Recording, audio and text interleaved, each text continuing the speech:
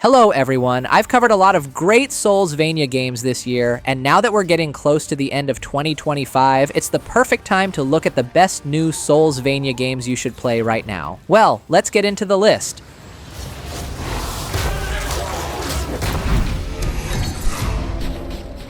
Volkolak, The Will of Gods, is a 2D Soulsvania set in a dark Slavic fantasy world. You will explore a huge medieval land called the Faraway State, where a powerful necromancer named Koshai the Immortal has cursed everyone, turning people into monsters. Your job is to fight through his minions using a deep and satisfying combat system. One of the coolest features of the game is the ability to transform into a werewolf. This isn't just a small gimmick, it's a core part of how you play. In werewolf form, you can gain additional abilities through the altars of pagan gods, while in human form, you will rely on weapons like swords, axes, shields, cloaks, and torches, while also getting blessings from churches. You've turned into a Volkolak.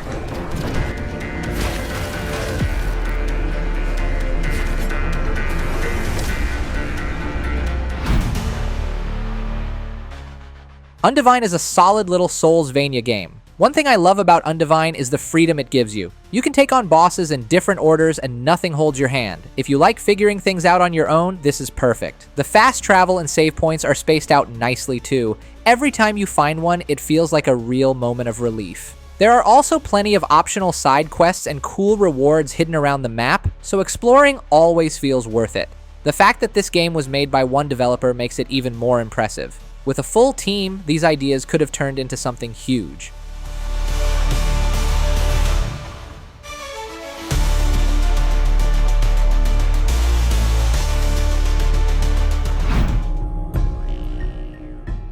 The Shaman's Arc is a unique Soulsvania where the combat is rhythm-based. You fight using a shamanic drum, landing hits in sync with the beat. It feels unique, catchy, and honestly pretty fun once you get into the groove. Every enemy looks and fights differently, with their own attack patterns and weaknesses, so combat always feels fresh and keeps you alert.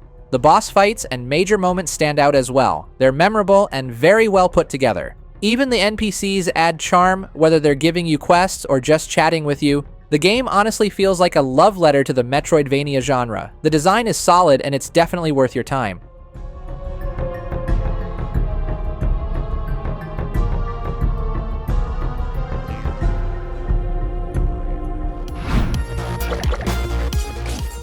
Scarlet City Devils is a stylish 2D Soulsvania with a unique hand-drawn art. However, there's one problem you should know about: visibility. The art style is great, but the color palette can make enemies blend into the background. Sometimes even your own character gets lost, and that's not ideal when the game relies on fast reactions and precise parries. Still, once you get past that, the gameplay itself is very enjoyable. The combat is simple, but in a good way. It feels smooth, responsive, and satisfying. You can finish the game in just 2 play sessions, and even then you might wish there was more because the moment-to-moment gameplay is just that entertaining.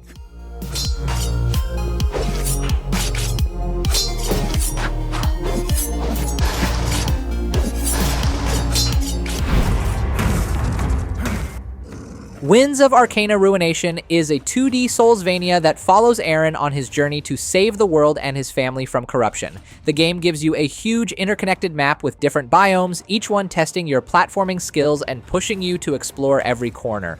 What really impressed me is how active the developers are. They've been constantly updating the game, fixing bugs, and listening to feedback. It feels like a project that's getting better and better over time.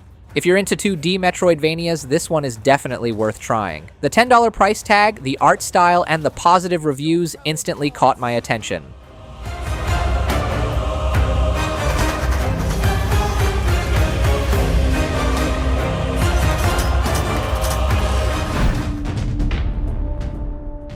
Fatal Claw is honestly a real hidden gem. The game looks amazing with vibrant 2D art and a dark, mysterious world that's super fun to explore. Keisha, the main character, is adorable, and the animations are so clean that every jump, slash, and dash feels satisfying. The combat feels great too. Every hit has weight, so even normal enemies feel intense. As you unlock new powers and try different paths, the fights and platforming start working together in a really rewarding way. The early access build is already surprisingly polished. It has a bit of that Hollow Knight inspiration, things like charms and pogo-style attacks, but with an art style and character design that feels even more appealing in some ways.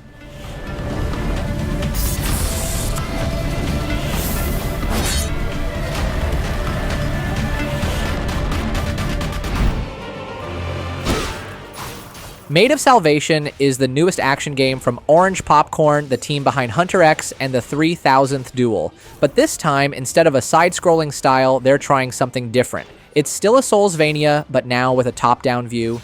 Even with the new angle, you still get the usual things fans love. Lots of exploration, a big map, and plenty of combat upgrades. The game's Souls-like mechanic is evident. You'll run into sudden difficulty spikes and fights that punish careless attacks. When you die, you drop your items, but the game gives you one chance to pick them back up, so it's not too harsh. It's challenging, but not cruel. Tough enough to be fun without being frustrating.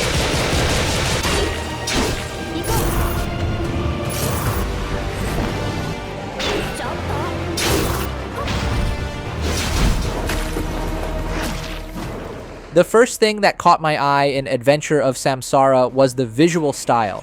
Not just the beautiful 2D pixel art, but also the wider camera view.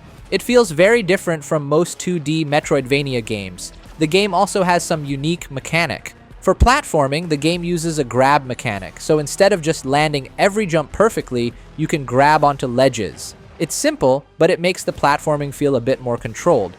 The combat is also slower and more deliberate. Attacks can't be cancelled, so you actually have to think before swinging. It makes the game feel more strategic, but it also means the game can be pretty challenging, especially at the start.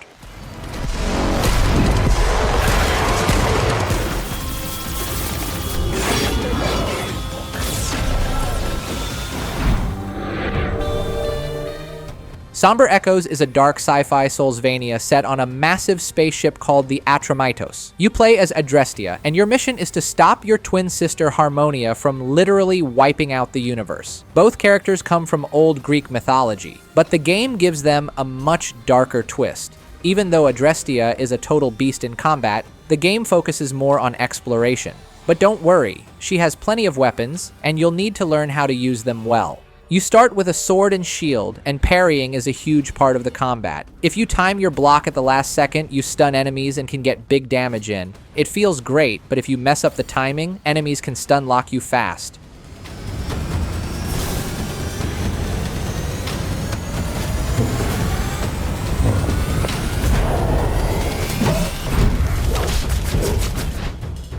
While not exactly a Metroidvania, Tales of Iron 2 Whiskers of Winter is an amazing 2D Souls-like game. Now the sequel takes everything great from the first game and makes it even better. The world is hand-drawn and stunning. You'll travel through snowy mountains, forests, ruins, and more, with tons of detail everywhere. The characters, enemies, and bosses all look great, and the animation brings everything to life. The first game already had amazing art, but this one easily tops it. Additionally, the combat is where the game shines even more. Every hit feels heavy, and the dodge, parry, and block all feel more responsive this time around. The bosses are tough, but once you learn their patterns, beating them feels super rewarding.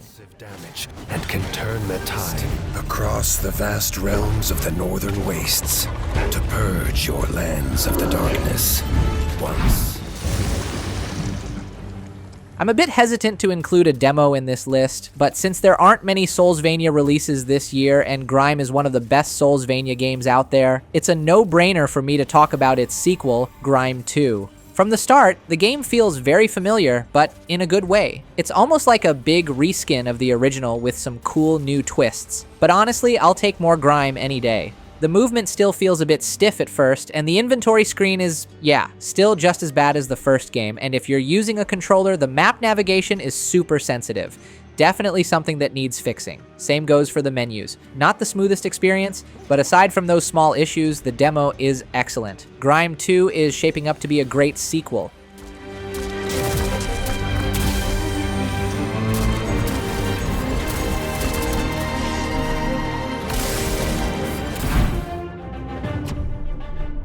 Mark of the Deep is an isometric Metroidvania mixed with a bit of Souls-like combat and some Curse of the Dead Gods style action. The gameplay starts simple but quickly grows. At first you only have your hook, but soon you unlock new tools, like a flintlock pistol that charges up when you hit enemies. On top of that, you'll be flipping switches, opening shortcuts, and finding upgrades that let you access new areas. It's classic Metroidvania stuff. Explore, unlock, upgrade, repeat. The bosses are tough but fair. It's all about learning patterns, dodging at the right moment, and not getting greedy with your attacks. The enemies love to lunge and track you, so dodging too early or too late usually means getting slapped in the face. I could definitely use your help. Save as many as you can. A gift awaits you, pirate, if you prove worthy to receive it. To the forces of darkness. Mandragora Whispers of the Witch Tree is a true definition of a Soulsvania. It mixes dark medieval fantasy with Metroidvania-style backtracking and ability unlocking. It also adds Souls-like combat with stamina management and weapons that scale with your stats. The game has deep RPG mechanics. There are different classes, various weapon types, and huge passive skill trees. But most upgrades are just simple stat boosts, so level ups don't always feel exciting. Some real upgrades are hidden deeper in the tree or unlocked by finding class relics out in the world. You can even mix classes later on, which is pretty cool even if it takes a bit of grinding. With that in mind, the bosses aren't Dark Souls level, but they're decent if you're the right level. Early on, the game throws a few too many giant rats at you, but the variety improves later with some genuinely tricky fights. Also contributes to your overall carry capacity.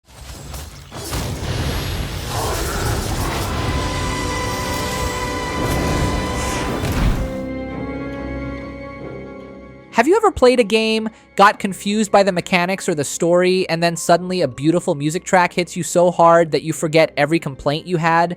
That's exactly what happened to me with Ender Magnolia Bloom in the Mist. It's a beautiful Soulsvania, and honestly, it made me stop, sit still, and just soak in the atmosphere. It's been a long time since a game made me do that.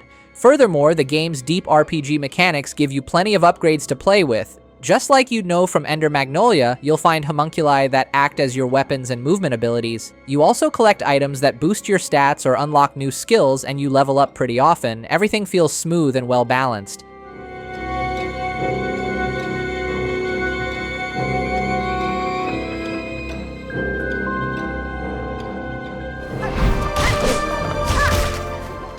I want to stop playing Hollow Knight Silksong, but honestly, I can't do it. Because for every moment that made me want to quit, there were lots of moments that were pure joy. Beautiful, exciting, and totally worth it. Just like the first game, Silksong drops you into a massive Soulsvania world. But this time, everything in Silksong's world feels even more detailed. Our character Hornet quickly becomes way more agile, but the enemies hit much harder too. Most bugs have huge health bars now, and almost everything hits for 2 masks instead of 1. It makes the early game pretty brutal, and forces you to dodge almost perfectly. But despite all the harsh difficulty, the game still pulls me back in again and again.